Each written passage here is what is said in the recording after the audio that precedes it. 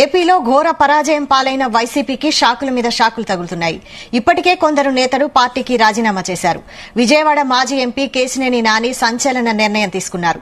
ప్రత్యక్ష రాజకీయాల నుంచి వైదొలుగుతున్నట్లు స్పష్టం చేశారు. ట్విట్టర్ వేదికగా ఆయన తన నిర్ణయాన్ని ప్రకటించారు. ఎన్నికల్లో విజయం సాధించిన నాయకులు విజయవాడ అభివృద్దికి కృషి చేయాలని కోరారు. విజయవాడ ప్రజలు తనకు 2 సార్లు ఎంపీగా అవకాశం కల్పించారని, వారందరికీ ధన్యవాదాలు చెబుతున్నానని కేశినేని తెలిపారు.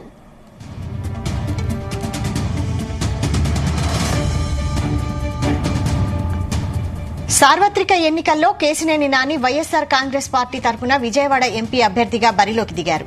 కేశినేని నానిపై టీడీపీ నుంచి పోటీ చేసిన ఆయన సోదరుడు కేశినేని చిన్ని ఘన విజయం సాధించారు. దీంతో రాజకీయాల నుంచి వైదొలగాలని కేశినేని నాని నిర్ణయం తీసుకున్నారు. రాజకీయ అనుభవాలు, జ్ఞాపకాలను నాతో తీసుకెళ్తున్నా. విజయవాడ ప్రజలకు 10 ఏళ్ల పాటు సేవ చేశా. అపురూపమైన అవకాశం కల్పించిన ప్రజలకు మరోసారి కృతజ్ఞతలు అంటూ కేశినేని నాని ఎమోషనల్ ట్వీట్ చేశారు.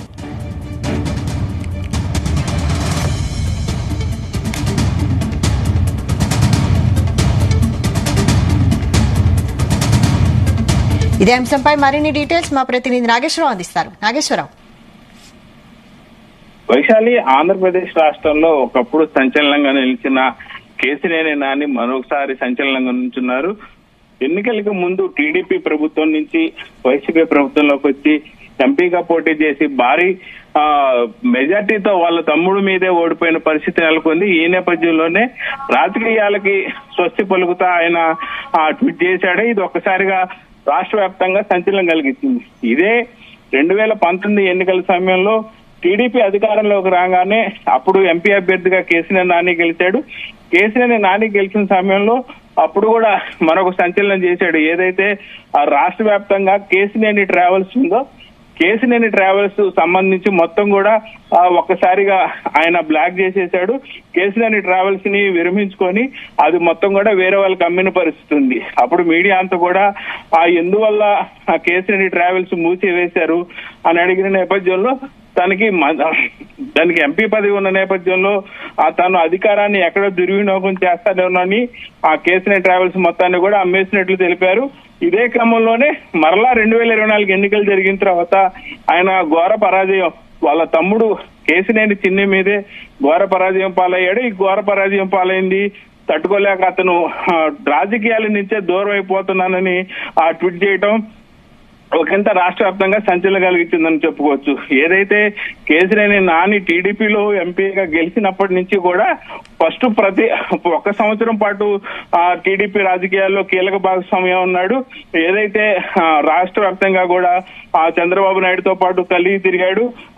పనులన్నీ బాగా చేసిన పరిస్థితి అయితే నెలకొంది. అలాగే ఏదైతే వైసీపీ ప్రభుత్వం వచ్చినప్పుడు కూడా కేశినేని నాని 2సారి గెలిచాడు. గెలిచిన తర్వాత కూడా వైసీపీ ప్రభుత్వంలో ఉన్నా గానీ కేశినేని నాని వైసీపీ ప్రభుత్వంలో అన్ని పార్లమెంట్ సీట్లు ఓడిపోయినప్పటికీ కేశినేని నాని మాత్రం భారీ మెజార్టీతో విజయవాడలో గెలిచాడు. ప్రజలందరూ కూడా ఆయన అనుకున్న పరిస్థితి అయింది. ఇప్పుడు అదే ఊపుతో మళ్ళీ ఆయన చంద్రబాబు నాయుడుతో అలాగే టీడీపీలో ఉన్న ముఖ్య కేడర్ తో ఆయనకి పలు సందర్భాల్లో విభేదాలు వచ్చినాయి.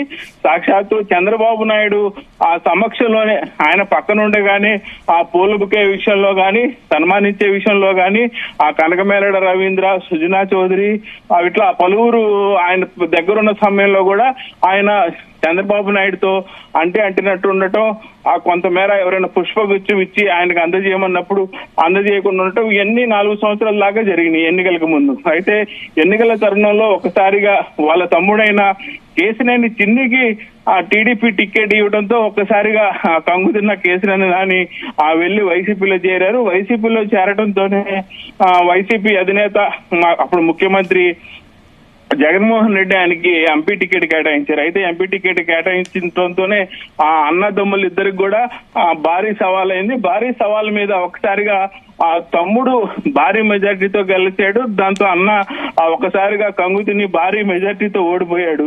ఈ నేపథ్యంలోనే తనకు రాజకీయాలు సెట్ అవ్వని, రాజకీయాలకి తాను దూరంగా ఉంటే మంచిదని వ్యాపారం చేసుకోవడం నిమిత్తమే తాను రాజకీయాల నుంచి నిష్క్రమిస్తున్నట్టు ట్వీట్ చేశాడు. ఒకసారి ట్వీట్ చేయడంతోనే ఒకసారి రాష్ట్ర వ్యాప్తంగా సంచలనం కలిగించింది. విజయవాడ పార్లమెంటు పరిధిలో కేసీఆర్ నానికి మంచి పేరు ఉన్నప్పటికీ 2 సార్లు పార్లమెంటు అభ్యర్థిగా గెలిచినప్పటికీ కూడా తనకున్న మంచితనం మరలా తనని గెలిపించిద్దని చెప్పి ఆ గట్టి నమ్మకంతో వైసీపీతో పోటీ చేయటం, వైసీపీతో భారీ మెజార్టీతో తమ్ముడు గెలవటం, అన్న ఓడిపోవడంతో కొంత కంగు తిన్న బాధపడ్డ ఈ రాజకీయాలతో మనకి సెట్ అవ్వ అంటూ ఆ రాజకీయాల నుంచి పూర్తి స్థాయిలో నిష్క్రమిస్తున్నట్టు ట్వీట్ చేశాడు. ఇదైతే రాష్ట్ర వ్యాప్తంగా సంచలనం కలిగిస్తుంది వైశాలి. అయితే కేశినేని బ్రదర్స్ మధ్య విభేదాలు ఉండడం, తను ఓడిపోవడంతోనే ఈ నిర్ణయం తీసుకున్నారని అనుకోవచ్చా? మరి వైసీపీ బుజ్జగించే ప్రయత్నాలు ఏం చేయడం లేదా? ఖచ్చితంగా తమ్ముడి మీద ఓడిపోయిన నేపథ్యంలోనే ఆ రాజకీయాలకి స్వస్తి పరుగుతున్నారని అంటే 60% 70% అయితే ఖచ్చితంగా తమ్ముడి మీద ఓడిపోయిన నేపథ్యంలోనే రాజకీయాలకి స్వస్తి పలుకుతున్నాడు వైశాలి. అలాగే ఏదైతే అతను ఆ రాజకీయ ప్రస్థానం మొదలు పెట్టినప్పటి నుంచి కూడా, ఎంపీ కాకముందు నుంచి కూడా, ఆ టీడీపీ పార్టీ పెట్టినప్పటి నుంచి కూడా టీడీపీ పార్టీకి ఏదో రకంగా అనుబంధంగా పనిచేస్తానే ఉన్నాడు. ఆ టీడీపీ పార్టీకి సంబంధించి ఫండ్స్ ఇస్తానే ఉన్నాడు. దాదాపుగా 20 ఏళ్లు 25 ఏళ్లు టీడీపీతో అతనికి ప్రస్థానం ఉంది. టీడీపీ ప్రస్థానంలో 2 సార్లు పార్లమెంట్ అభ్యర్థిగా గెలిచిన నేపథ్యం.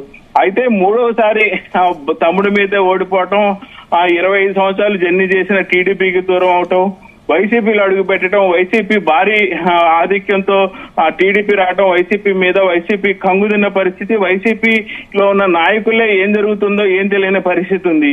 ఈ నేపథ్యంలో తన పరిస్థితి ఏమైంది అన్న కోణంలో ఆ తమ్ముడు మీద అన్న గెలవాల్సింది, అన్న మీద తమ్ముడు గెలవడంతో కుటుంబంలో కూడా కొంత వివాదాలు కానీ, కుటుంబాల్లో జరిగే చర్చలు కానీ కొంతమేర ఫుల్ స్టాప్ పెట్టేట్టుంటుందని ఈ నిర్ణయం తీసుకున్నట్టు తెలుస్తా ఉంది వైశాలి.